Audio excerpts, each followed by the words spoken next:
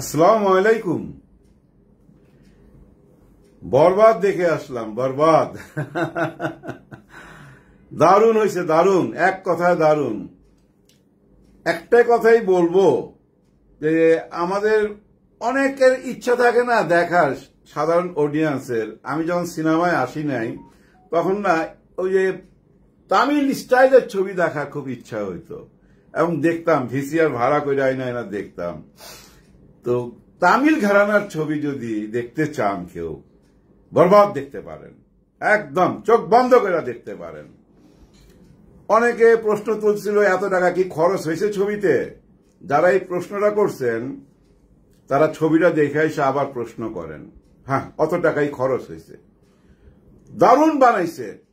আমি প্রথমে ধন্যবাদ দিতে চাই মেহেদী হাসান হৃদয়কে। তার প্রথম ছবি দেখা মনে হয় না, প্রথম ছবি দেখা মনে হয় কি জানেন, পাকা ডাইরেক্টর, খুব ভালো কাজ করছে। A man with idea. তাহলে আপনি ভালো ডাইরেক্টর হইতে পারবেন যদি আপনার আইডিয়া থাকে যে এই দৃশ্যটা আমি কিভাবে পর্দায় আনবো, কি ডিজাইনে দেখাবো। এই যে ডিজাইনের কারুকার্যটা না হৃদয় খুব ভালো জানে। আমার তো সিনেমা হলে বারবার রায়হান রাফির কথা মনে হচ্ছিল।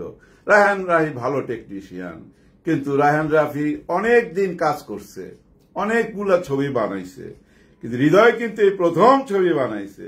হৃদয়ের প্রথম ছবি মনে হয় না মনে হয় না।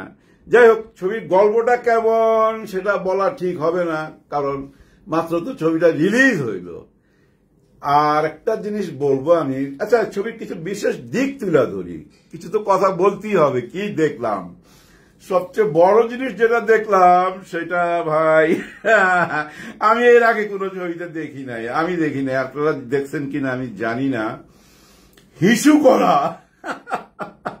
করা শাকিব খানের হিসু আমার মনে হয় না কোনো ছবিতে আসছে। তামিলে আসছে তো না, তামিল আমি বহু ছবি দেখি নাই, হলিউডের ছবি তো আমি দেখি নাই। কোন ছবিতে এরকম কোন দৃশ্য আপনারা দেখছেন কিনা কমেন্ট করে জানাবেন। আমার কাছে মনে হয়েছে পুরা ছবির হাইলাইট ভাই। হ্যাঁ, যার মুখে পেশাব করলো আর যিনি পেশাব করলো আর যেভাবে দেখাইলো, সত্যি হৃদয় জবাব নাই। এই ছবির আরেকজন টেকনিশিয়ানকে সবাই স্মরণ করতে হবে, যারা একটুখানি এডিটিং বুঝেন দর্শকদের মধ্যে। ভাই এই ছবি এডিটিং রে ভাই, হই মানে আমি জানি না উনি কে, আমি ঠিক আসলে টাইটেলটা দেখছি কিন্তু মনে রাখতে পারি নাই। দারুণ কাজ করছে, ওনাকে থ্যাঙ্কস জানাই, থ্যাঙ্কস। হ্যাঁ, ব্যাকগ্রাউন্ড মিউজিক ছবির, বিশেষ করে যিশু যখন আসে ওই সাইডগুলা ভাই, যিশুর কি করার ছিল এই ছবিতে? অনেক কিছু করার ছিল কি না, যেটুকু করার ছিল ওইটুকুনি উতরে গেছে। কিন্তু সাকিবের পাশে তো বিশাল ব্যাপার, হ্যাঁ বিশাল ব্যাপার। এরকম আমি আলোচনা শুনি নাই যে যিশু এই ছবিতে, মানে সাধারণ অডিয়েন্স হলের মধ্যে দুই একজনের সাথে যাদের সাথে কথা বললাম, কেউ নিজে থেকে বলেনি আমাকে যে ভাই যিশু মারাত্মক করছে। আমাকে জিজ্ঞেস করতে হয়েছে, জিজ্ঞেস করার পর যেটুকু উত্তর পাইছি সেটুকু হয়েছে যে হ্যাঁ ভালো করছে। কিন্তু কেউ নিজে থেকে বলে নাই। কেন বলে নাই আমি জানি না, তবে আমি মনে করি ভালো সাকিবের সাথে মানায় গেছে। কিন্তু আপনারা একটু অতীতে খেয়াল করেন, সাকিবের সাথে আরেকজন ছিল, ওই ছবিটার দিকে একটু তাকান, তুফান। কে? চঞ্চল চৌধুরী। উনি কিন্তু মারাত্মক আওয়াজ তুলছিলেন, ছোট্ট পার্ট, কিন্তু টিজার ট্রেইলার থেকে আরম্ভ কইরা কিরে ভয় পাইছ, যেভাবে আলোচনায় আসছে যিশু ওইভাবে আলোচনায় আসতে পারে নাই। আচ্ছা, ছবির আরেকজনের কথা বলি, নায়িকা। আমরা পাবলিসিটির মধ্যে এমন গুরুত্ব পাই নাই। আমার মনের মধ্যে প্রশ্ন ছিল, আচ্ছা অ্যাকশন ছবি তো এমনও হইতে পারে অত বড় গুরুত্ব না চরিত্রটা, সেটা নায়িকার চরিত্র ইথিকা পাল। ভাই ইথিকা পাল যা করছে আমার মনে হয় না সারা জীবন এরকম চরিত্র সে পাইছে। না পাই নাই। তার ওই আগে ভারতের ছবিটাও দেখছি, আগের ছবিটাও দেখা আছে শাকিব খানের সাথে, কিন্তু এই ছবিতে প্রকাশ করা হয় নাই আগে। কিন্তু দারুণ চরিত্র, সে ইয়াদ রাখবে কেমন অভিনয় করছে। এক কথা যদি বলি ভাই, মনে হয়েছে ইথিকা পালের জন্য এই চরিত্রটা পারফেক্ট। অন্য কেউ এখানে ভালো করতো, কেউ খারাপ করতো, আপনার মনেই পড়বে না, অন্য কারোর নামই মনে পড়বে না, ওই ইথিকা পালের কথাই মনে পড়বে। দারুণ জুটি, একই জুটির দুইটা ছবি পরপর হিট। হ্যাঁ, প্রিয়তমা আর বরবাদ দুইটা ছবি হিট হয়ে গেল। আমার মনে হয় আর একটা ছবি করা উচিত, এই জুটির আরো ছবি করা উচিত। জুটি প্রথা যদিও এখন চল নাই, তারপরেও মানুষ দেখতে চায়। এই জুটির ছবি সফল হবে, কনফার্ম সফল হবে। ছবির ফটোগ্রাফি দারুণ ছিল এক কথায়। টাইটেলে দেখলাম আমাদের বাংলাদেশে একজনের নাম, কিন্তু জানি ছবিটা ভারতে কাজ হয়েছে। যাই হোক, ছবিটা রিলিজের সময় কিন্তু অনেক আঙ্গুলি করা হয়েছিল। এখন যেহেতু ছবি রিলিজ হয়ে গেছে, এখন একটু হালকা ইঙ্গিত দেই, এই ছবিটা যেন আসতে না পারে এর পিছনে কিছু কারুকাজ করা হয়েছিল অন্য একটি ছবি আনার জন্য, কিন্তু সফল হইতে পারে নাই। তারাই অনেক কিছু গুজব ছড়াইছিল এবং ওই গুজবগুলো নিয়ে অনেকে কথাও বলছে। ভাই, ছবি দেখার সময় ওই যে যারা বলছে 10 ফিট 12 ফিট কাইটা ফেলাইছে, 1200 ফিট কাইটা ফেলাইছে, একদম আপনার একদম জীবনও ধরতে পারবেন না যদি এগুলো আপনার কানে না যায় থাকে যে এই ছবি থেকে কিছু কাটা হয়েছে সেন্সরে, আপনার বুঝতে পারবেন না, বোঝা যায় না, ছবিতে বোঝা যায় না। আমি যেহেতু সিনেমার লোক, যে একটা জায়গা হয়তো আমি বুঝছি, কিন্তু সেটা বোঝা যায় না, আপনারা বুঝতে পারবেন না এক কথায়। আর ইথিকা পালের একটা সিকোয়েন্স আছে, এই সিকোয়েন্সটা নিয়ে একটু আলাপ করি ভাই। এই সিকোয়েন্সটা দারুণ ছিল, দারুণ ছিল। এরকম সিকোয়েন্স আগে কখনো দেখেন নাই, ওই হিসুর মতোই দেখেন নাই। মনে করেন, ধরেন কেমন ব্যাপারটা, আপনার একজন প্রেমিকা আছে, গার্লফ্রেন্ড আছে আপনার, আপনি এখন তাকে নিয়ে যাচ্ছেন আপনার বাসায় কাউকে দেখাইবার জন্য, মনে করেন বাপ মার মধ্যে যে কোনো একজনকে দেখাইবার জন্য, আমি খুলে বলবো না। এই দৃশ্যটা কেমন হওয়া উচিত? একটা মেয়ে যাবে, পরিচয় হবে, পায়ে ধরে সালাম করবে, চুপচাপ বসবে, মাথায় ঘোমটা দিবে, দোপাট্টা থাকলে দোপাট্টা দিবে।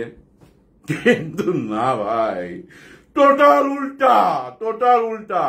এরকম রিভেঞ্জ, ওরে বাপ রে বাপ, কি ঘটনা ঘটাইছে এটা দেখার জন্য ছবিটা অবশ্যই দেখবেন। বিশেষ করে এই দৃশ্যটা ইথিকা পালের। আর ওই যে হিসু, কার মুখে হিসু করলো, কে হিসু করলো, এই দুইটা দৃশ্য দেখা বুঝছেন আপনার টাকা উসুল হয়ে যাবে। যে টাকা দিয়ে আপনি টিকিট কাটবেন এটা উসুল হয়ে যাবে। সোজা কথা আমি বলবো কি জানেন, আমরা ওই যে প্রথম যেটা বলছি, এটা একটা সাউথ ঘরানার ছবি একদম। এই ছবিটা যদি ভারতে শুটিং না করতো এতটা সুন্দর ডিজাইন হইতো না, হইতো না ভাই। প্রযুক্তির সহযোগিতা লাগে, শুধু আমি ব্রেন খাটাইলে হবে, প্রযুক্তি লাগবে। আবার প্রযুক্তির জন্য টাকা লাগবে, প্রচুর টাকা লাগবে। এই প্রডিউসার প্রচুর টাকা খরচ করছে, কিন্তু এই প্রডিউসারের পিছনে লোক লেগে গেছিল ভাই, ডুবাই দিতে চাইছিল। যাই হোক, উনি ব্রেন রাখেন, উনি কারেক্ট ডিসিশন নিয়েছেন যে আমি ছবি রিলিজ করবই, যেভাবেই হোক করব, এবং কইরা দেখাইছে। করাতে উনি জিতা গেছে। 120টা হলে ছবি রিলিজ হয়েছে। আমার বিশ্বাস সেকেন্ড উইকে যায় এই ছবিটা হল পাবে, আরো হল পাবে, শো বাড়বে, শো কমার কোনো কারণ নাই। হ্যাঁ, কমতে পারে যদি মেয়ে মানুষ ছবিটা না দেখে। হ্যাঁ, নারীরা যদি, আমাদের মা বোনরা যদি এই ছবিটা না দেখে, তাহলে হয়তো শো বাড়তে নাও পারে। এই কথাটা কেন বললাম জানেন? এটা আমার 50 বছরের অভিজ্ঞতা। আমি দেখছি ভাই, যে ছবিটা ছেলে মেয়ে একসাথে দেখে আর কি, মা বোনরা দেখে, ওই ছবিটা রিপিট দর্শক হয়। মনে করেন আমি দেখে আসলাম, তারপর বাসায় এসে আলোচনা করলাম। যেমন আজকে যে ঘটনা ঘটছে, আমি তো গেছি বন্ধু বান্ধবের সাথে, বাসায় এসে একটু আলোচনা করছি, ওই হিসুর কথা শুই না, বুঝছেন, আমার বউ কয়টা দেখতে হইব, আমার ছোট মেয়ে কয় দেখতে হইব। এরকম দৃশ্য ছবিতে থাকে। এই যে আবার যদি আমি যাই, এটা রিপিট দর্শক হইল না, এইভাবে রিপিট দর্শক মুখের পাবলিসিটিতে, যে ভাই মারাত্মক ছবি। হ্যাঁ, এখনো হলের সামনে সবাই কিন্তু বলতেছে এটা মারাত্মক ছবি, তাদের ভালো লাগছে, উল্লাস প্রকাশ করতেছে, কিন্তু তারা আবার ছবিটা দেখতে হবে। বারবার দেখলে একটা ছবি হিট হয়। সীমিত লোক, মানে আমি একবার দেখলাম আর গেলাম না, বা মা বোনরা গেল না, ওই ছবি হিট হয় না, কিন্তু দেখা যাক। মাত্র তো ছবিটা রিলিজ হয়েছে, আর দুইটা ছবি দাগি আর পুষ্পা, না পুষ্পা না, জঙ্গলি, এই দুইটা ছবি রিপোর্ট পাইলাম। আবার জঙ্গলির পরিচালকের সাথে আমার সরাসরি কথা হয়েছে, উনি আমাকে ফোন দিয়েছিলেন। উনি খুশির মধ্যে একটু দুঃখ পাইছেন, কারণ দুইটা সিনেপ্লেক্স ওনার ছবির পোস্টার লাগাইছে, বিলবোর্ডে আছে, তারপরে ওনার ছবিটা চালায় নাই, ওনারা বরবাদ চালাইছে। সোজা কথা, একটাতে বরবাদ চালাইছে, আরেকটাতে কি চালাইছে জানি না। উনি কষ্ট পাইছে। ভাইজান, কষ্ট পাওয়ার কিছু নাই, আপনার ছবি রিপোর্ট ভালো। আমি খোঁজ খবর রাখি, ফিল্মের লোক তো, অনেককে ফোন করছি, তারা বলছে যে অনেক ভালো রিপোর্ট, অনেক ভালো জঙ্গলির রিপোর্ট। আর দাগি আমি হয়তো কালকে দেখতে পারবো না, হ্যাঁ কালকে দেখতে পারবো না, পরশু দেখবো, পরশু আপনাদেরকে জানাবো দাগি কেমন হয়েছে। সবগুলো ছবি ভালো যাক, হ্যাঁ সবগুলো ছবি ভালো যাক। অডিয়েন্স আছে তো, দর্শকের অভাব নাই ভাই। এই ঈদটা এত সুন্দর একটা ঈদ হইতেছে জানেন, ঈদের র্যালি বাইরেছে, নামাজের পরে জানেন সবাই বাইরে গেছে, কোনো কোথাও অঘটন ঘটে নাই, সবাই সুন্দরভাবে ঈদ পালন করতেছে। এবার এই রোজাটাও আমরা খুব সুন্দরভাবে পালন করছি, জিনিসপত্রের দাম আয়ত্তে ছিল, সবাই নতুন একটা ঈদ পালন করলাম এবার ঈদে। সবার জন্য দোয়া করবেন, আমার জন্য দোয়া করবেন, সবার জন্য দোয়া কর। হ্যাঁ, ওই যে আমি যেটা বলতে চাইছিলাম, কি যেন একটা কথা ইম্পর্টেন্ট, এই ছবিটার ব্যাকগ্রাউন্ড মিউজিক, হ্যাঁ ব্যাকগ্রাউন্ড মিউজিক, এটা বইলা শেষ করি, মাথায় আছে। এই ছবির ব্যাকগ্রাউন্ড মিউজিকটা ভাই, ওই যে অনেক সময় আমরা দেখি না, কিনা ব্যাকগ্রাউন্ড মিউজিক কিনে নেয়, হ্যাঁ কিনতে পাওয়া যায় ভাই অনলাইনে, কিনা না ভাই, নিজেরা তৈরি করছে। আবার এটা তৈরি করছে কোথায়? ভারতে। বোঝা যায় একেবারেই নতুন, প্রত্যেকটা দৃশ্যে আলাদা আলাদা। আর শাকিব খানের এন্ডের দৃশ্যটা, যেটা বইলা শেষ করুন, এন্ডের দৃশ্যটা দেখলে আপনার মনে হবে কোন হলিউডের ছবি দেখতেছি। হ্যাঁ, আপনার মনে হবে হলিউডের ছবি দেখতেছি। শাকিব খানের হাঁটা চলা, মানে ওই ছবি, মানে দৃশ্যগুলা যেভাবে পর্দায় তুলে ধরছে, একদম এন্ডের দিকে দেখবেন, দারুণ। আরেকটা কথা বলি, অনেকের মধ্যে একটা কথা শোনা যায়, আমাদের এই এফডিসির মধ্যে ম্যাক্সিমাম অনেক রাইটার বলে, অনেক সময় অনেক পরিচালকের মুখে শুনি, অনেক প্রডিউসারের মুখে শুনি যে ভাই ফ্ল্যাশব্যাকে গল্প চলে না, অডিয়েন্স বুঝে না। আসলে না, ওরা অডিয়েন্স সম্বন্ধে জ্ঞান রাখে না। অডিয়েন্স এখন বুঝছেন সব ধরনের ছবি দেখে, কোরিয়ান ছবি দেখে, ইন্ডিয়ান ছবি দেখে, হলিউডের ছবি দেখে, এবং শাকিব খানের ছবি দেখে। আমি মনে করি নিশোর ছবিও দেখবে, অবশ্যই দেখবে, কারণ নিশো একজন ভালো আর্টিস্ট।